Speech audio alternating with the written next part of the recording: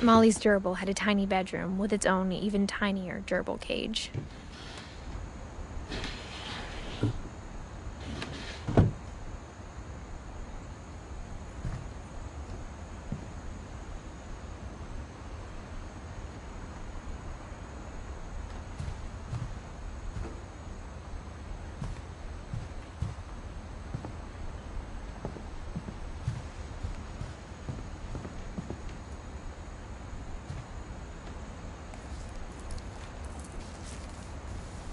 December 13th, 1947.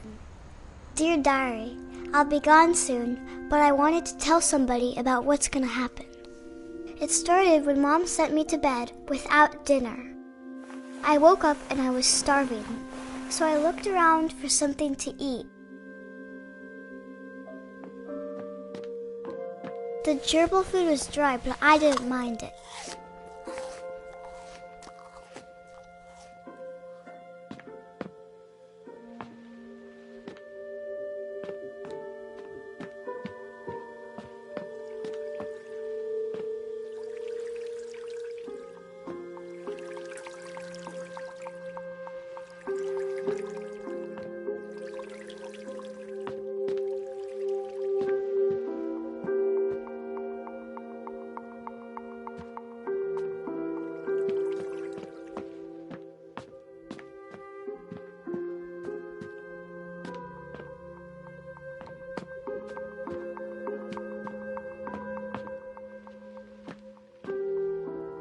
My Halloween candy was all gone.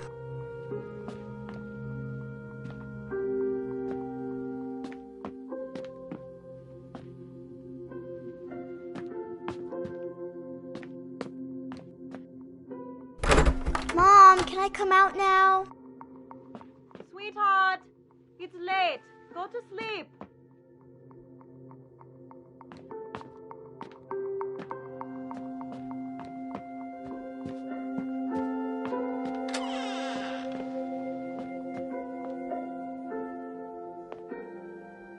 I kept eating and eating.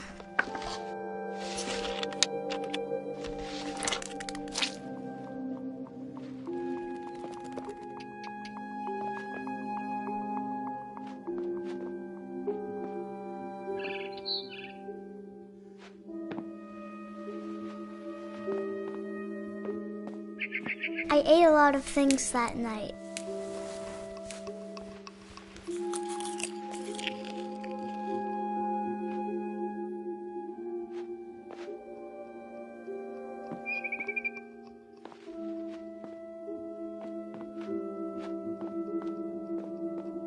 Then I heard chirping outside my window. It was a barn swallow going back to her nest. I reached out for her.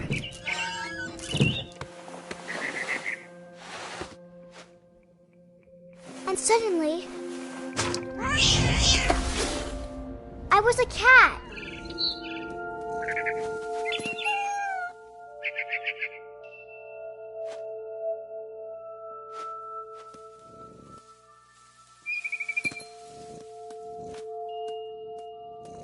I tried to be quiet, but the bird was really scared.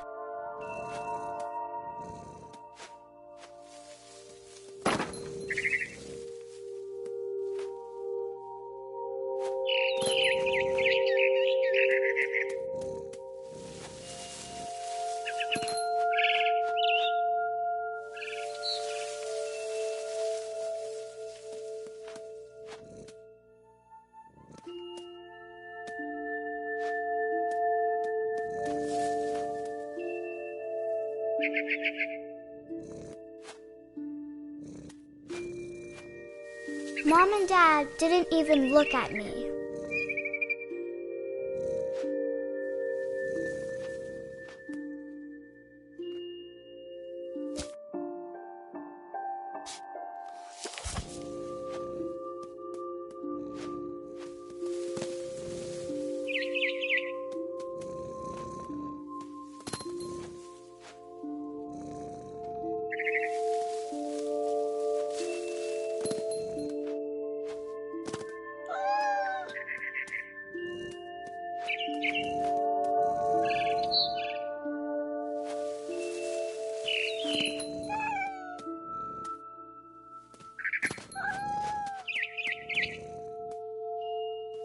I jumped and I almost got her.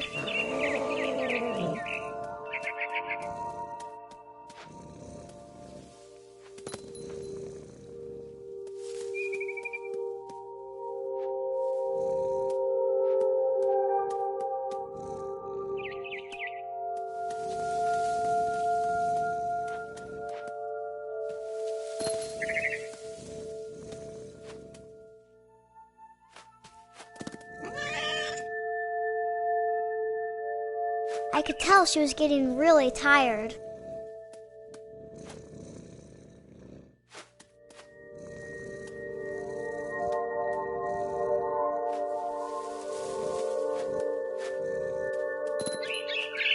Now I was up in the big tree. I promised Dad I wouldn't climb it anymore. All I cared about was eating that mama bird.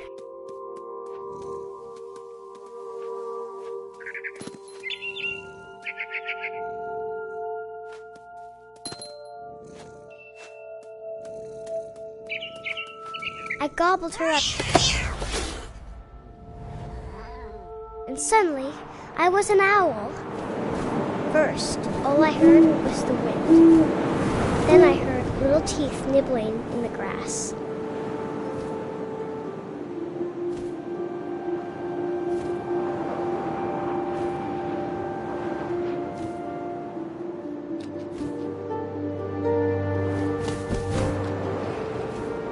Rabbits.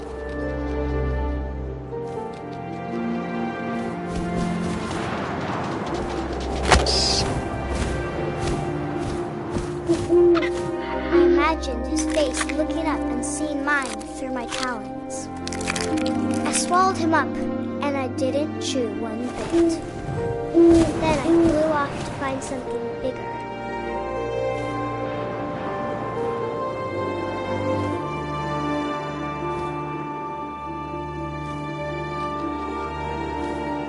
A mama rabbit.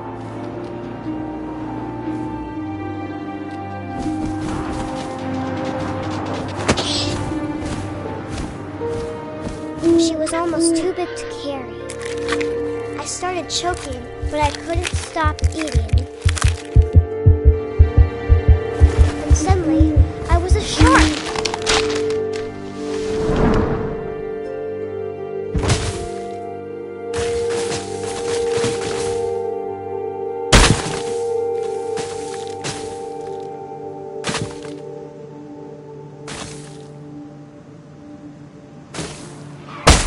I rolled off a cliff and into the ocean. Now, I was hungrier than ever.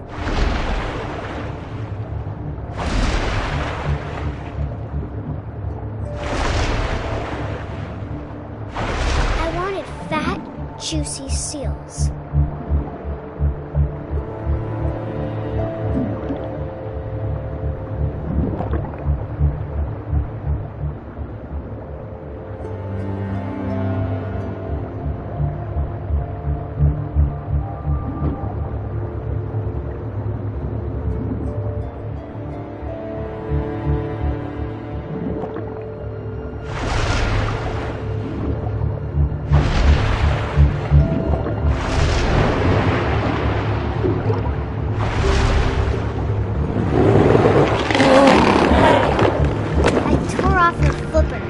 Tasted really good.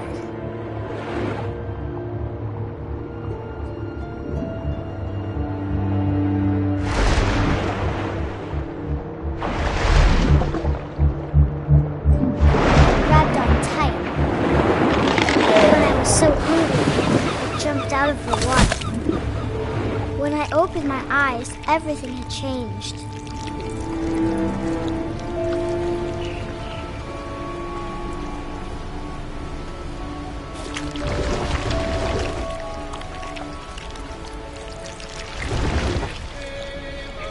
Now I was a monster, and I smelled people everywhere.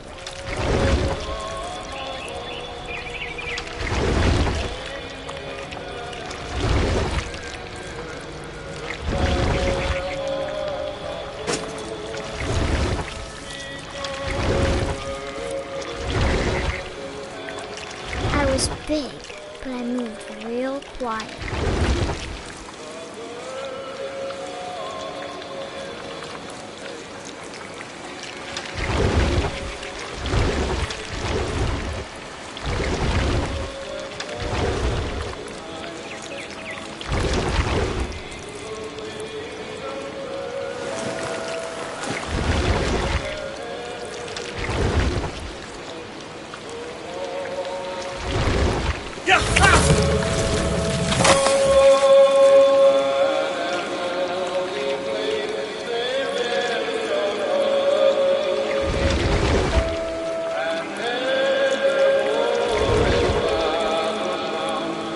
wanted to stop, but also I didn't.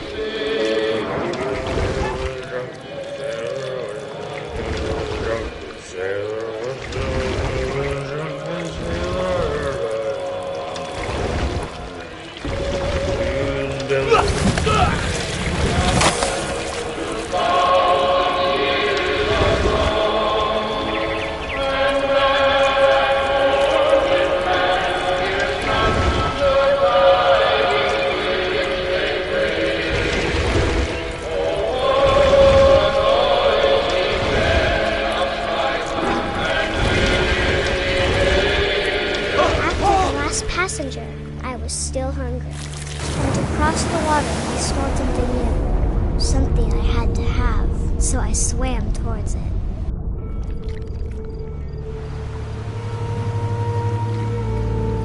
I slithered onto the sand, and the good smell went into an old pipe.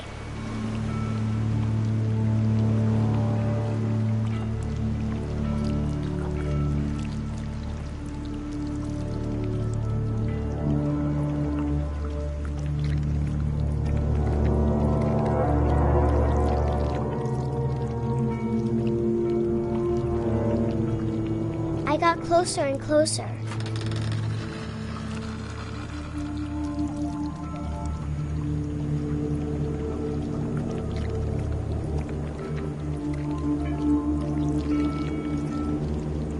All of my stomach started growling. And suddenly, I was me again. I held my breath for a long time, but I couldn't hear anything. I think it's waiting for me to fall asleep. But it's not going to wait much longer. It needs to feed, and we both know I will be delicious.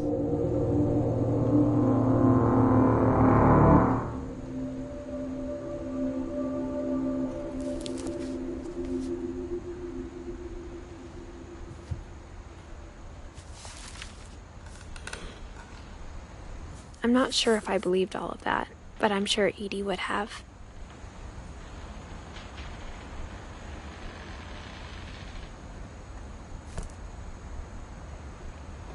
I got the sense Edie had spent a lot of time here, before my mom sealed the doors.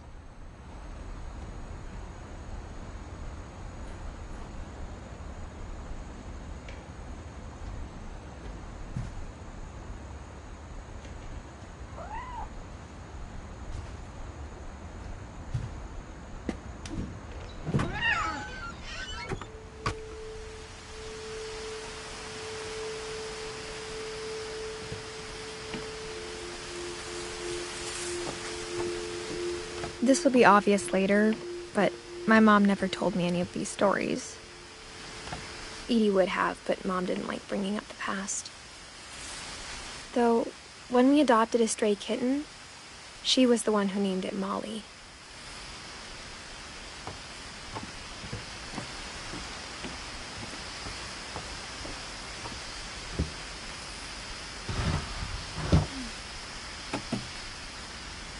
I spent a lot of time in Great-Grandma Edie's room.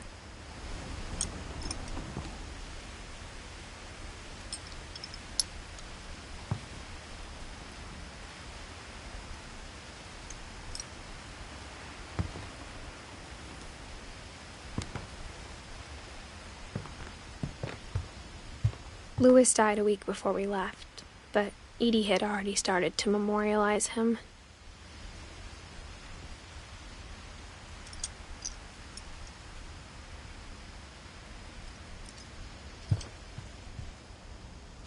Her room was like a museum.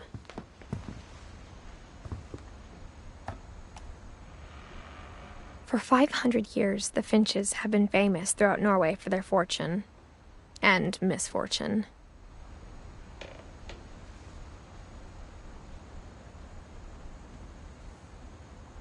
Odin Finch buries the latest victims of the family curse, his wife Ingeborg and their newborn son, Johan. On January 7th, 1937, he set sail with his family and his house, hoping to leave the curse behind. But 40-foot waves off the coast of Washington send the house and Odin to the bottom of the sea.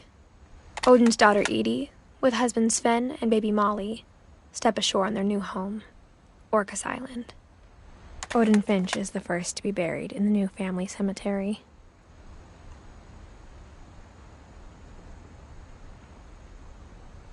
His daughter Edie is already dreaming of a new Finch house.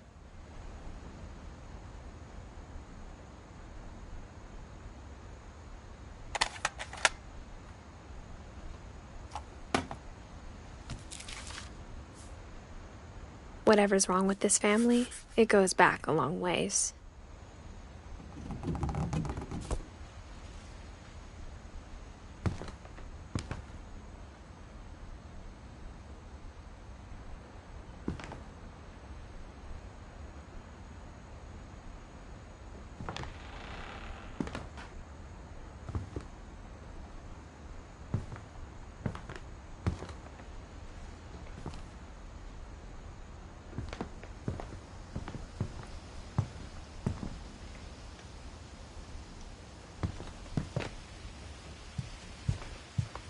When Edie told people Sven was killed by a dragon, she could also have said he was building a dragon-shaped slide that collapsed. She could have, but she didn't.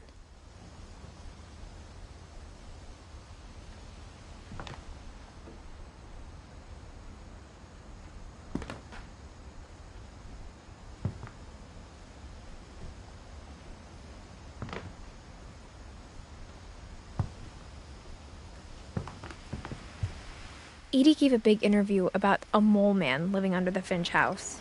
My mom was furious.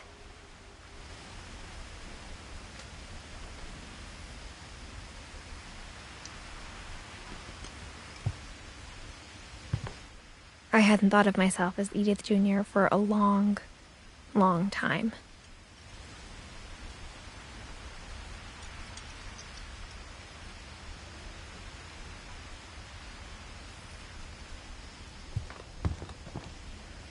One summer, they evacuated the island, but Edie refused to go.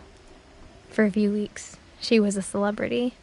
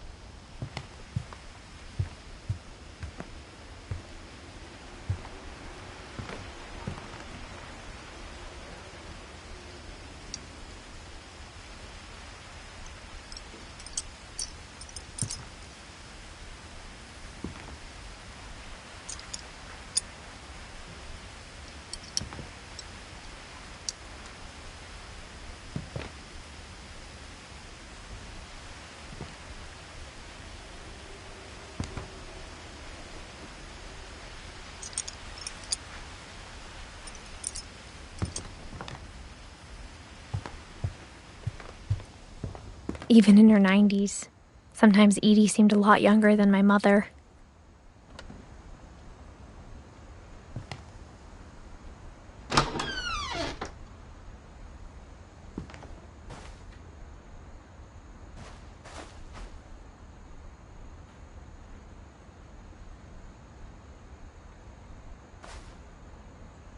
The only trace Grandpa Sam's first wife, Kay, left on the house was the pink bathroom. It was a pretty big trace.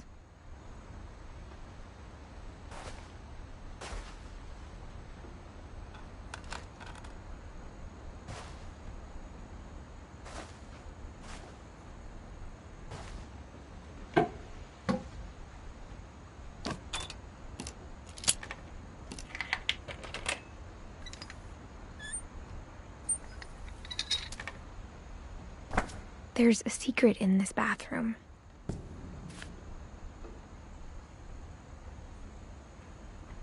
It's in the last place you would look. It isn't in the cupboard.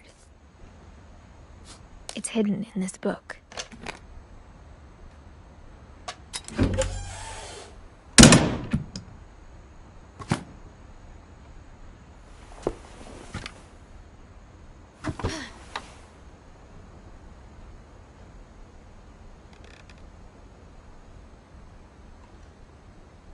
Sven gave Sam an old camera he'd refurbished. He never put it down.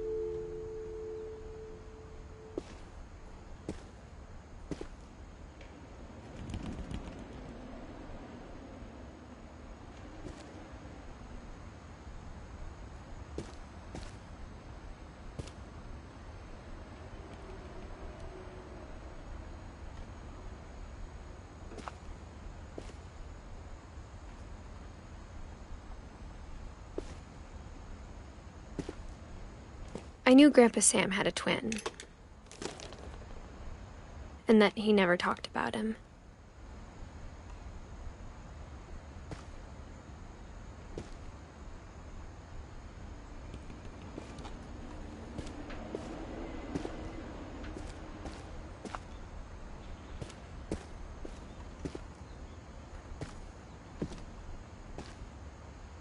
I guess my grandpa didn't like history any more than my mom did.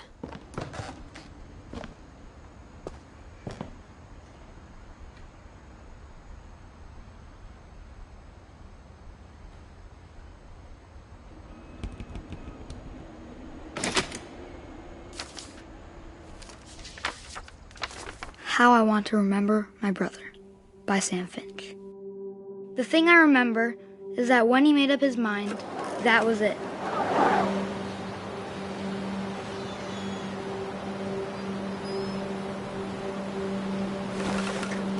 My brother said he'd die before he ate another mushroom, and he did. At Barbara's funeral, we swore we'd never be afraid again, and he wasn't. I think Calvin always wanted to fly. Sam, Calvin, dinner's ready. Coming. But that day, he finally made up his mind to do it. I told him going around was impossible. Maybe if I hadn't said that, Calvin, I'm not gonna tell you again. or maybe if the wind hadn't picked up, then maybe he'd still be here. But I doubt it. I think he'd already made up his mind. That's what I want to remember about my brother.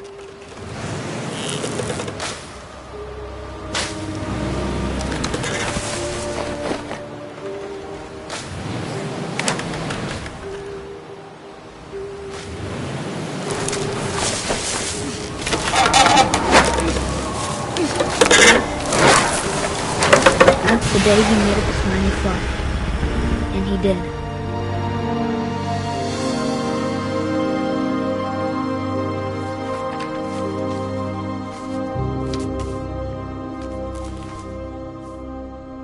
Calvin's story felt strangely familiar. When I was younger, I remember trying to do the exact same thing.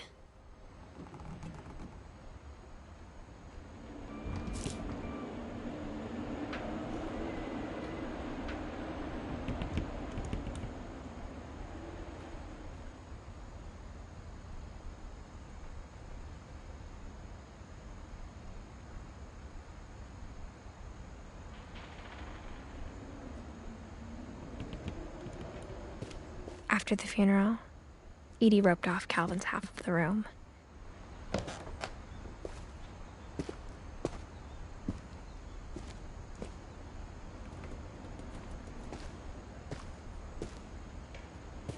Mom said Grandpa Sam enlisted at 18 and never set foot in the room again.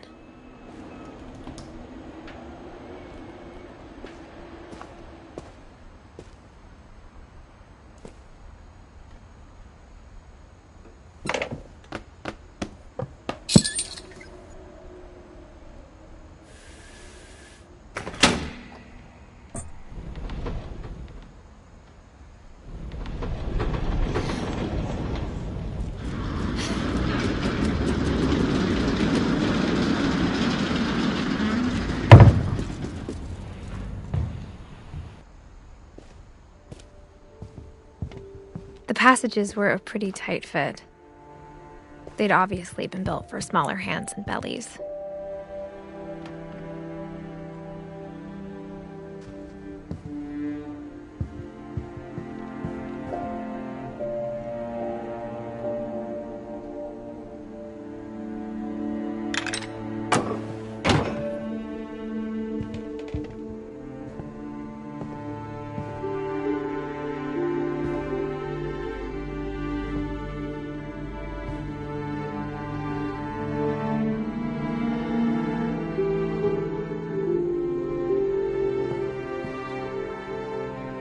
Edie's father, Odin, built the original house.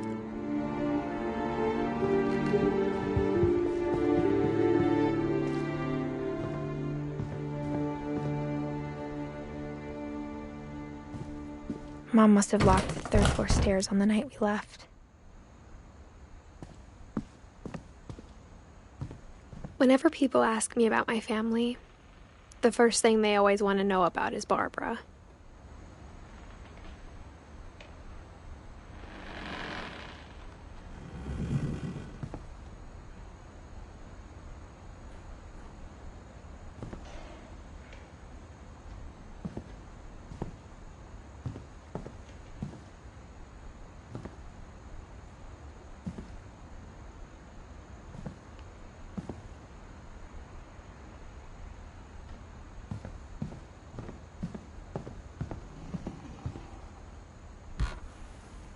As a kid, I just assumed every house had peepholes and sealed rooms you weren't allowed inside of.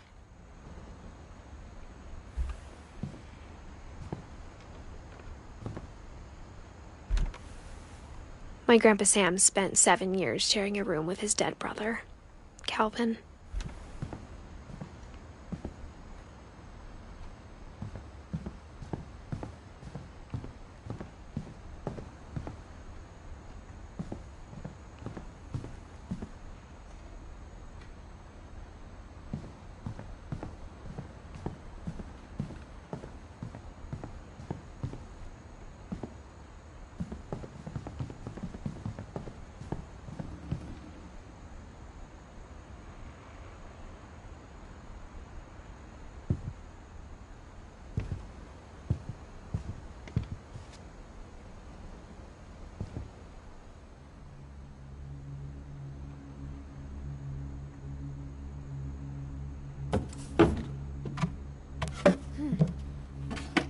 Growing up, I always thought of Barbara as a child star.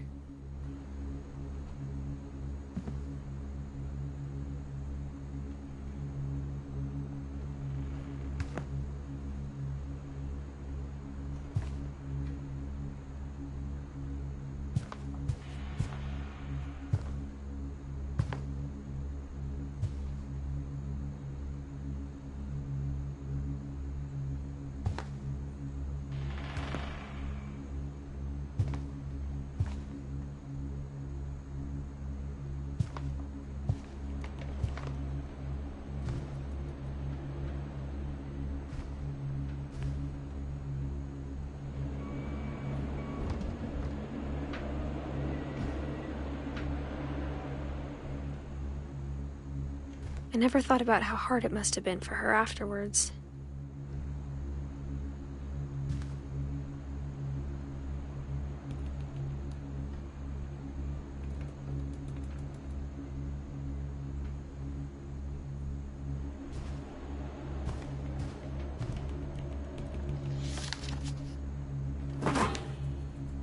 Of all the stories people wrote about Barbara's death, I'm surprised Edie saved this one.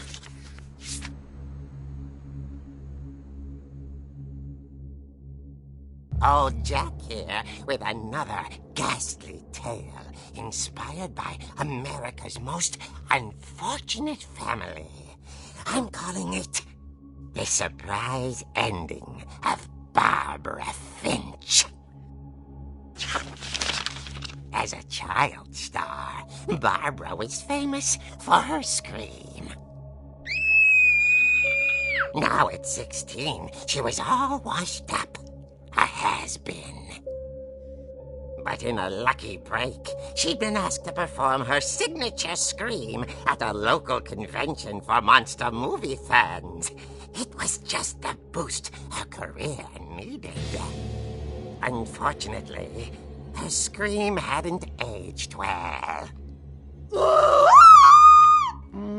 Getting better. I think you just need the right motivation.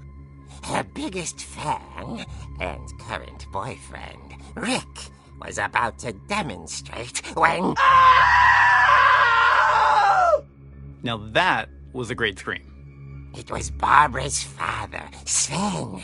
He'd slipped into a table saw and had to be rushed to the emergency room. So Barbara got stuck babysitting her youngest brother, Walter.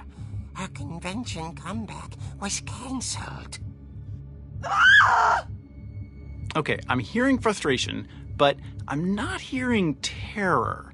What if I tried... A gang of hoodlums in Halloween masks have been terrorizing Orcas Island tonight. Police are urging residents to... That came from the basement. You're right! Also, I loved your delivery on that. Why is your basement door locked? Because my dad likes making puzzles and secret passages. There's a key hidden in the music box. The secret is to keep winding and winding until finally the key pops out. Thanks, babe. I'll be back in a sec. 20 minutes later, Rick hadn't returned. So Barbara went to look for him, right on cue. She reached for the music box. And as she wound the key, she listened for Rick, but the house was silent.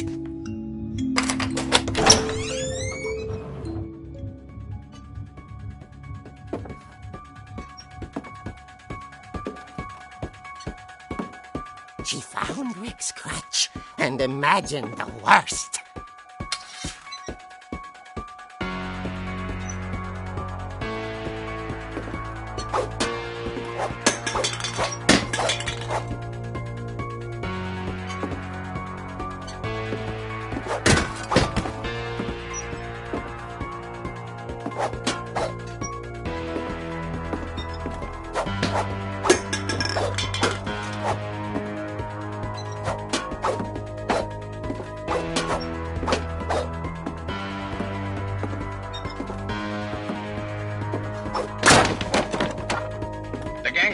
The infamous Hookman killer, Dr. Carl Hamill, who impaled and then ate his family 10 years ago tonight.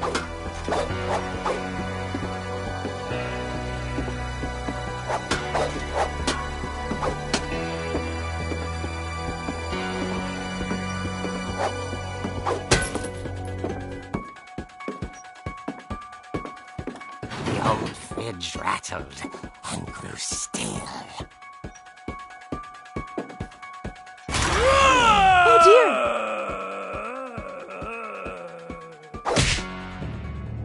Oh! Rick? Barb, relax. I was just trying to scare you to help you find your scream. Well, I'm not scared, Rick. I'm furious. Then act furious. All I'm getting from you now is that you're hurt and confused and... She threw him out. but she kept a little something to remember him by. Barb, have you seen my other crutch? And she was still holding it when she fell asleep watching the late picture show. Hours later... Barbara! Walter, what's going on up there? Ah! Okay, I'm coming up, but if this is a trick, you're dead, Walter.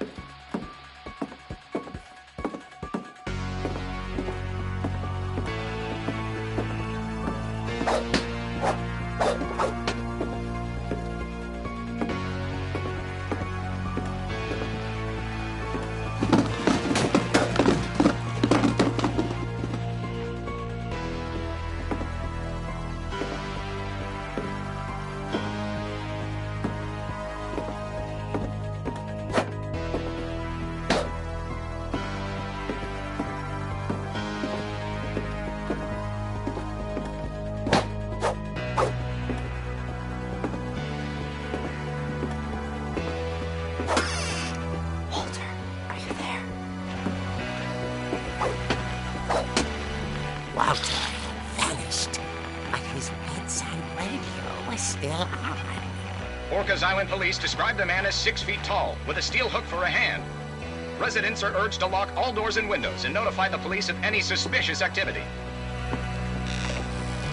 Barbara turned, saw the hook man, and was speechless. He was quite smashing.